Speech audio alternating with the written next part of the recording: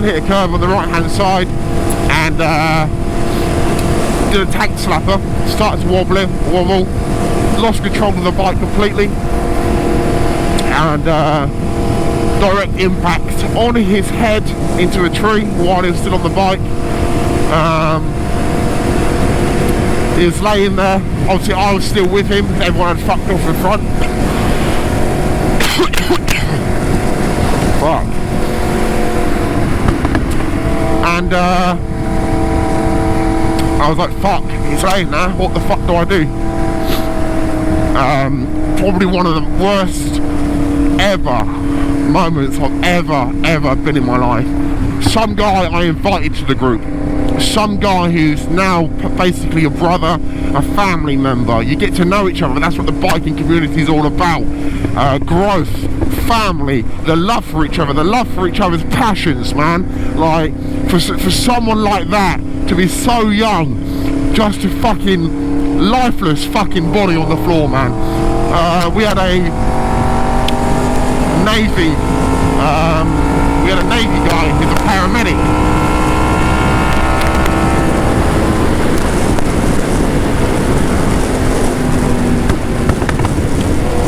Anyway, yeah, we had a Navy guy who's a paramedic who came, and he was just a random walkaboy of his wife. I literally owe him everything. So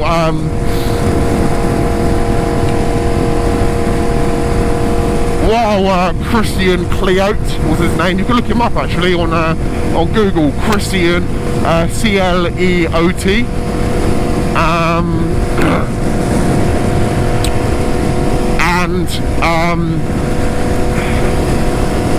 Yeah, anyway, he basically brought him back. He got a pulse. They were doing CPR for over 45 minutes, and then the helicopter ambulance landed in the field next door. Obviously police were there, they closed off all the road. It was a fucking and I relived that day every single fucking day of my life.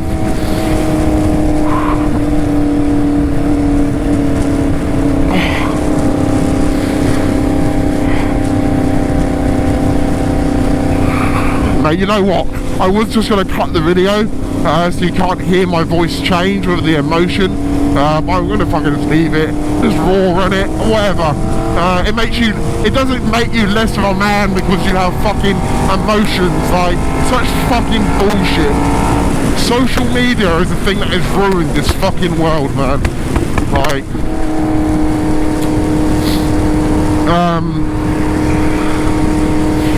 yeah, so anyway, that happened. Anyway, let's move on to another fucking emotional part of my life.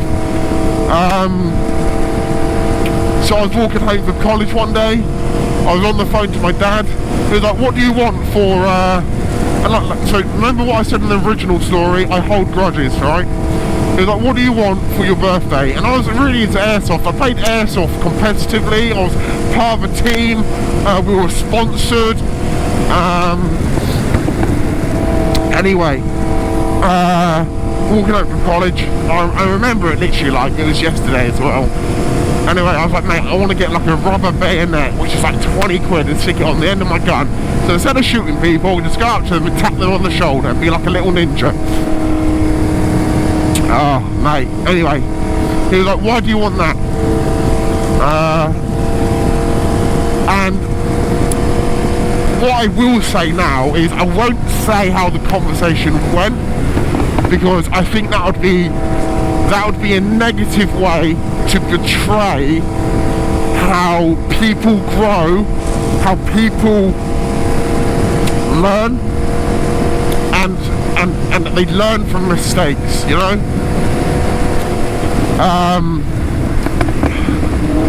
Anyway, after that day, I didn't speak to him for a week.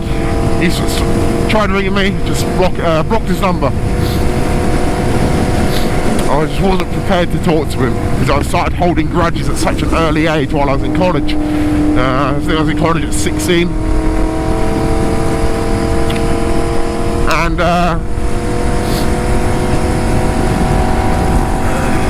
So anyway, yeah, so that's that. I'm 16 or whatever. 16.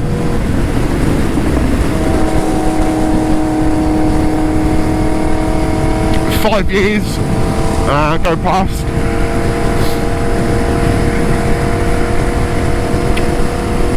5 whole years without any form of contact.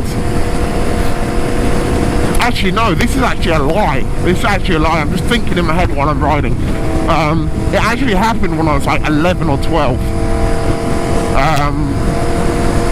Yeah, and it was over something really fucking petty. So my parents got a divorce. It was 50-50 split on the where you can go sort of thing. To your dad's for the weekend or to your mum's. I started staying at my mum's when I was old enough to be allowed to stay, you know, when you're old enough to make that decision.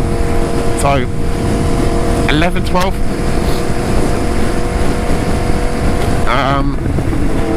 And yeah, that's kind of where my relationship with my father, who is Boo Rider by the way, kind of just went downhill massively. We used to go fishing together, we used to do loads of shit, we used to go hunting together, mate, we used to do fucking loads of stuff.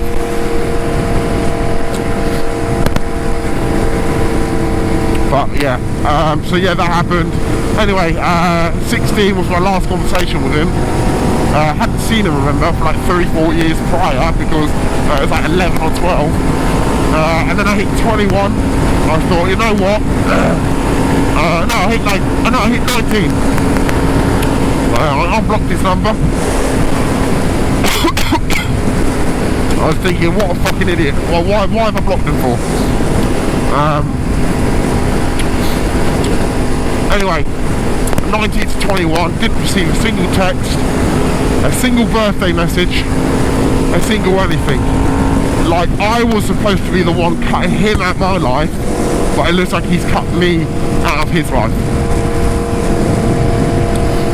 And I was like, fucking hell, man, like, this is dark, like, what the fuck, you know? Let me just park behind me.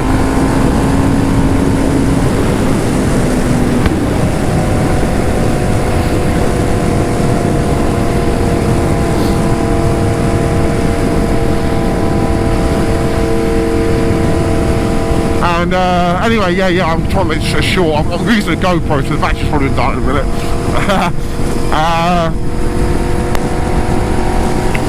So yeah, so that. I was coming up to 21 after 19. I was like, fucking hell. So I rang him, and I just had like a breakdown. I was like, mate, like, if you want to be in my life, I want to be in your life, sort of thing. Please, just come to my 21st birthday. Didn't really think much of it. I was like an emotional wreck. And by the way, can I just touch on when this accident happened of Chris, I lost all emotion. I didn't cry for fucking years. I just kind of, I showed no expression. And ever since I've done counselling, they've kind of taught me in a weird way of how to cry. It's almost like I forgot, and they've kind of reassured me and allowed me to do it. And I never cry, but my eyes water. Like, I never go into a full cry like a 6-year-old sort of thing. Or my daughter. It's bloody annoying.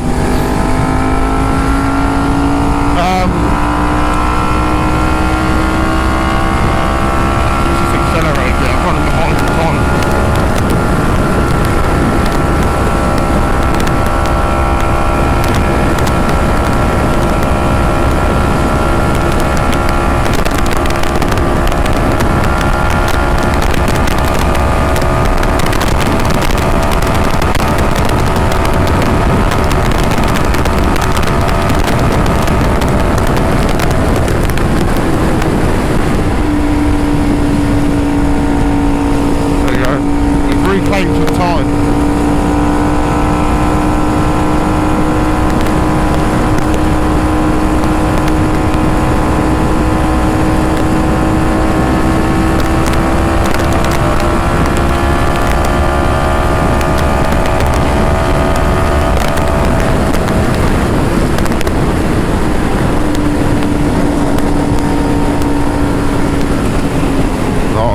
gonna take this fucking car.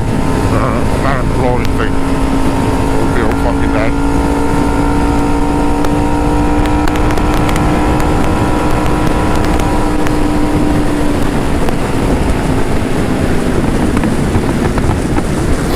Anyway, yeah, so that 21, I asked him to be in my life and they cancelled or whatever.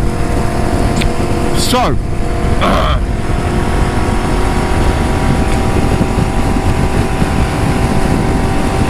actually no, that was before. That's before I ever had counselling, because I only had counselling when I was 24. So yeah, that was another lie. Jesus Christ, man. Fucking muddling up all my shit. Anyway, yeah, so 21, I asked him to be in my life or whatever, and I wanted him in my life, you know, like father son sort of shit. Anyway, it was like a collective of 10 years sort of thing. Anyway, he was never, he used to be into bikes back in the Stone Age, and he's never owned a bike, and he knew that I rode bikes. That's kind of my passion, that's kind of like what I like to do.